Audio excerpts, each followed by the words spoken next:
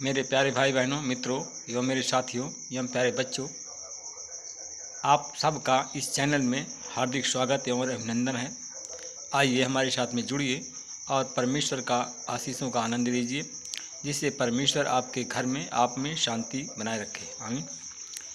मेरे प्यारे भाई बहनों, मित्रों, आज का वचन है दूसरा कुरिन्थियों का 3 अध्याय का 16 वचन।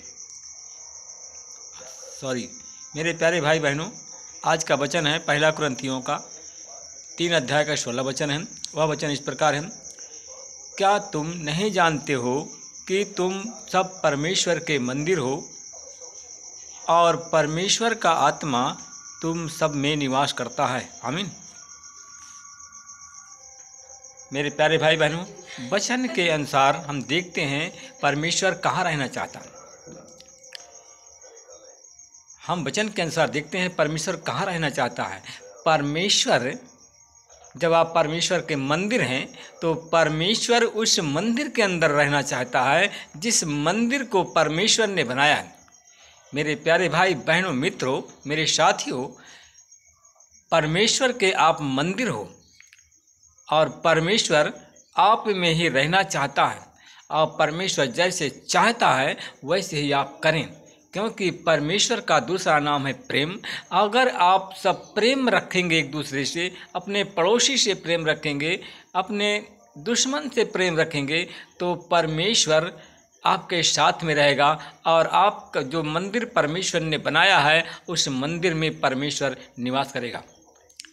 जैसे परमेश्वर ने कहा था, जब ऊब गया था, गुस्सा में हो गया था, कहा जो कोई मेरे मंदिर को, इस मंदिर को नष्ट करेगा मैं उनको नष्ट कर दूंगा।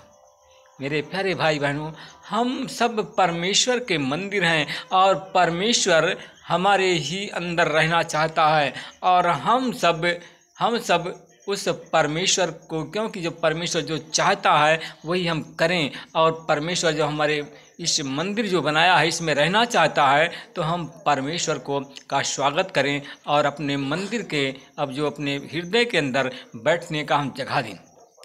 मेरे प्यारे भाई बहनों, क्या परमेश्वर नहीं लेता है और क्या देता है? मेरे प्यारे भाई बहनों, परमेश्वर क्या लेता है और क्या देता है ये भी आप लोग जानें, क्योंकि परमेश्वर क्या लेता है और क्या देता है, क्योंकि परमेश्वर आपसे प्रेम मांगता है,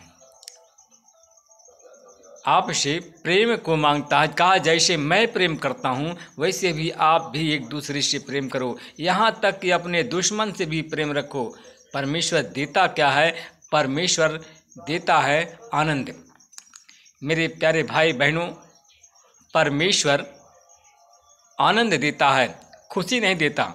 आनंद और खुशी में दोनों में अंतर है, क्योंकि परमेश्वर आनंद देता है। खुशी तो मनुष्य छीन लेता है, खुशी छीन सकती है, परंतु वह आनंद जो अद्वैत तो परमेश्वर जो देता है वह आपसे कोई छीन नहीं सकता है। और परमेश्वर हमसे लेता है और वह लेता है कि जो हम एक दूसरे से प्रेम करें और हम जो अपने कमाई का भेंट हम हर सप्ताह दान करें, हम अपने कमाई का परमेश्वर के नाम से दशमांश दें। मेरे प्यारे भाई बहनों, मित्रों, मेरे साथियों, हम वचन 29 के अनुसार ईश्वर किस प्रकार का नहीं है। हम जब देखते हैं वचन 29 में हम देखते हैं परमेश्वर किस प्रकार का नहीं है। हम देखते हैं कि परमेश्वर का वंश होकर के हमें यह समझना उचित नहीं है, क्योंकि हम सब परमेश्वर के वंश हैं। हमको यह समझना उचित नहीं है कि ईश्वर तो सोने या रूप का पत्थर है के समान है। क्या सोने और रूप के पत्थर के समान है? और जो मनुष्य को कारीगरी और कल्पना में गढ़ा हुआ है, क्योंकि जो रूप और कारीगरी में और कल्पना में जो गढ़ा हुआ है, जो कि परमेश्वर रूप और कल्पना में हमें गढ़ता है। क्योंकि वचन के अनुसार ईश्वर कठोर नहीं है, हमारा परमेश्वर निर्दयी नहीं है, हमारा परमेश्वर हमारा परमेश्वर सताने वाला नहीं है, हमारा परमेश्वर विरोधी नहीं है, हमारा परमेश्वर कठोर और निर्दयी नहीं है, हमारा परमेश्वर प्रेम करने वाला परमेश्वर है। क्योंकि हमारा परमेश्वर ईर्ष्यालु नहीं है, हमारा परमेश्वर कठोर नहीं है, निर्दयी नहीं है। मेरे प्यारे भाई बहनों, मित्रों, मेरे साथियों, सब लोगों को परमेश्वर क्या आज्ञा देता है? सब लोगों को परमेश्वर क्या ये आज्ञा देता है? कहा अपने माता पिता से अपने एक समान प्रेम रखो, माता पिता का आदर करो, चोरी न करो, हत्या न करो, और कहा कि जो मैंने आज्ञा बताई है उस आज्ञा का पालन करो और मानना सिखाओ। हालेलुया। जैसे मत्ती का 28 के 18 से 20 में लिखा, यीशु ने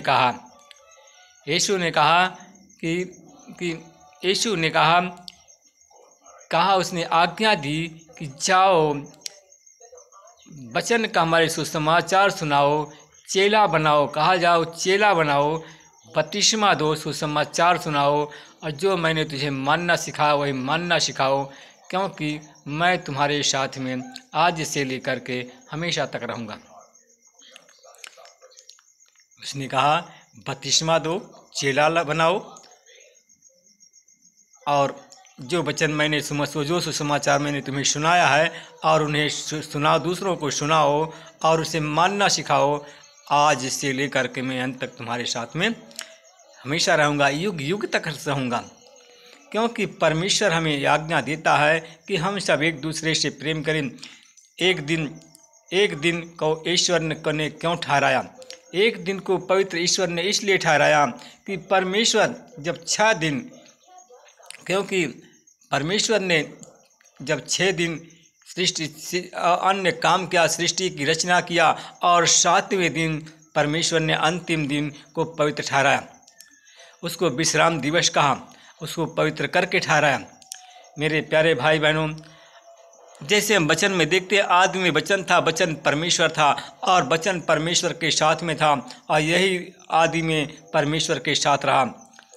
मेरे प्यारे भाई बहनों, मित्रों, मेरे साथियों, जब परमेश्वर आपसे जो चाहता है, क्योंकि परमेश्वर का अनुग्रह, क्योंकि वचन के अनुसार देहधारी मनुष्य परमेश्वर जब आया, जो वचन मनुष्य का रूप धारण किया, और वो वचन देहधारी मनुष्य बना हुआ और अनुग्रह और सच्चाई से परिपूर्ण होकर के हमारे बीच में आया, हमारे बीच में निवास किया, हमारे बीच में सबसे प्रेम किया, हमारे बीच में सब पर दया की और मुर्दों को जिलाया।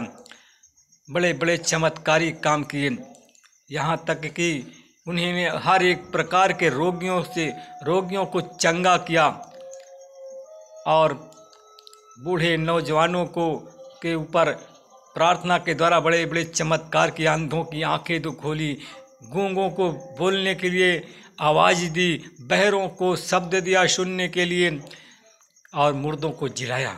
मेरे प्रिय भाई बहनों, मेरे साथियों, प्रभु में आप आनंदित रहो, क्योंकि प्रभु आनंदित है, और जब प्रभु आपका पिता आनंदित है तो उसका बेटा और बेटी भी आनंदित होंगे।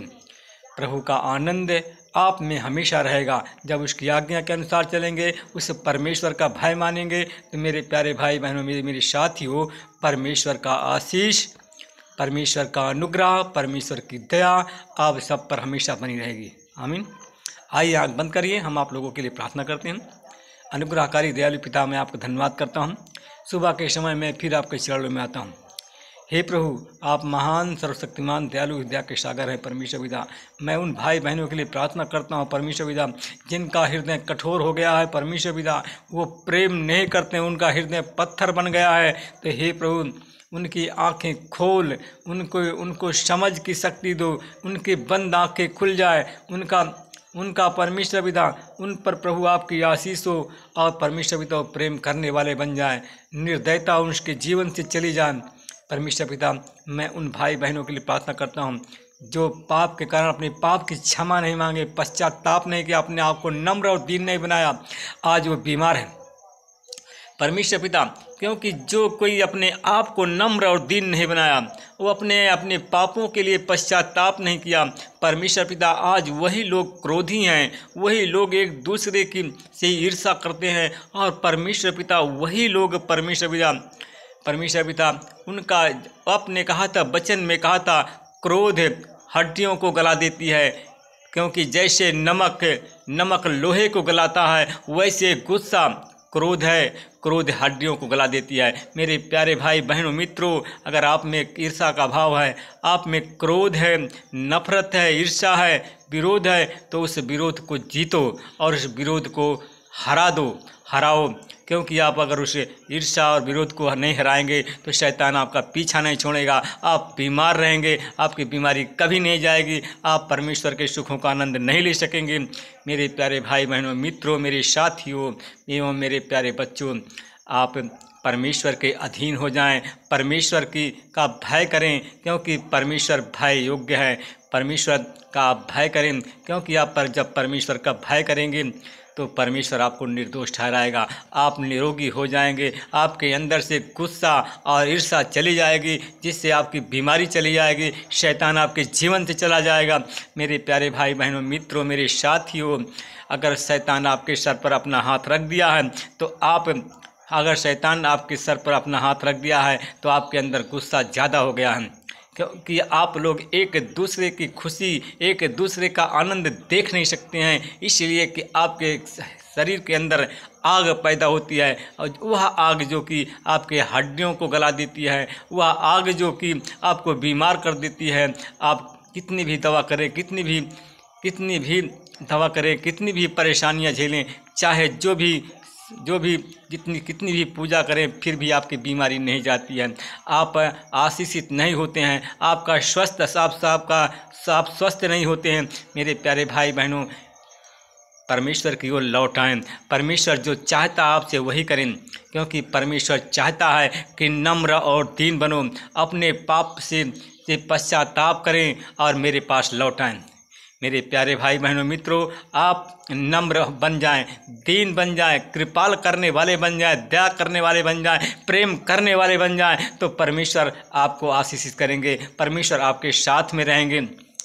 जैसे हम देखते हैं, वचन के अनुसार हम देखते हैं कि क्योंकि जब एक बार यीशु सुसमाचार को सुना रहा था, तो एक रोगी को उन लोगों ने एक चारपाई पर लिटा करके एक रोगी को लाए, और भीड़ होने के कारण वो लोग उनके सामने नहीं ले जा सके, तो उसने खपरेल को टाल दिया और खपरेल को टाल करके उसके सामने उस चारपाई को रख दिया। तब यीशु ने कहा, जा, तेरे विश्वास ने तुझे चंगा कर दिया है, जा।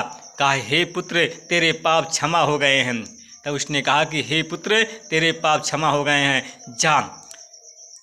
हे पुत्र, तेरे पाप क्षमा हो गए हैं। क्योंकि जब ऐसा कहा तो फरीसी लोगों ने कहा कि पाप यह ईश निंदा करता है, पाप क्षमा करने का अधिकार तो परमेश्वर का है।